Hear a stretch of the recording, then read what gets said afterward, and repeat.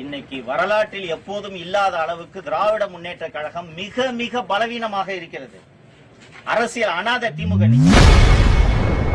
இன்று செய்தியாளர்களை சந்தித்து பேசிய யூடியூபர் சவுக்கு சங்கர் அரசியல் அனாதையாக திமுக இன்று நிற்பதாக விமர்சனம் செய்துள்ளார்.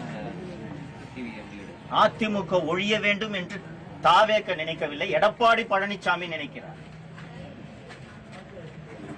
இன்னைக்கு வரலாற்றில் எப்போதும் இல்லாத அளவுக்கு திராவிட முன்னேற்ற கழகம் மிக மிக பலவீனமாக இருக்கிறது.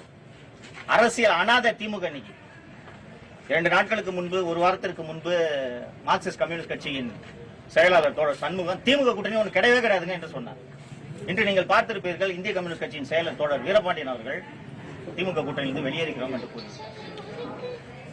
திராவிட முன்னேற்ற கழகத்தை இதர அரசியல் கட்சிகள் தீண்டத்தகாத கட்சியாக கருதுகின்றன. நீங்கள் வரலாறு நெடுக 1949 திமுக தொடங்கியதிலிருந்து இன்று வரை பார்த்தீர்கள் என்றால் கூட்டணி இல்லாமல் திமுக வென்றதே கிடையாது.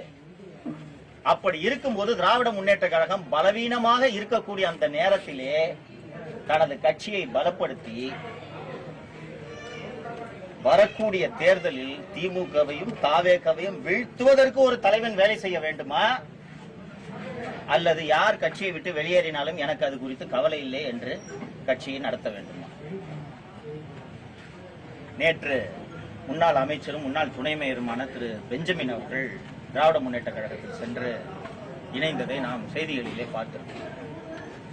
இது ஒரு நல்ல உதாரணம் நான் நினைக்கிறேன். பெஞ்சமின் எம்எல்ஏ கூட கிடையாது, மதுரையில் தோத்துட்டாரு. அவரை மாவட்ட தலைவர் பதவியை பறிச்சிட்டாரு. பெஞ்சமினுக்கு ஒண்ணுமே புரியல. என்னன்னா எம்எல்ஏ கூட இல்ல, அந்த 25 பேராவது அந்த பகுதியில் போய் தாவேக்கு ஆதரவு கொடுத்தாங்க, அவங்க பதவியை பறிச்சிங்க, நான் என்னையா பண்ணேன், என்ன எதுக்கு நீக்கிறீங்கன்னு உடனடியாக அவர் எடப்பாடி பழனிசாமி அவர்கள் இல்லத்திற்கு சென்று அவரை சந்தித்தார். பதவியை கொடுங்க.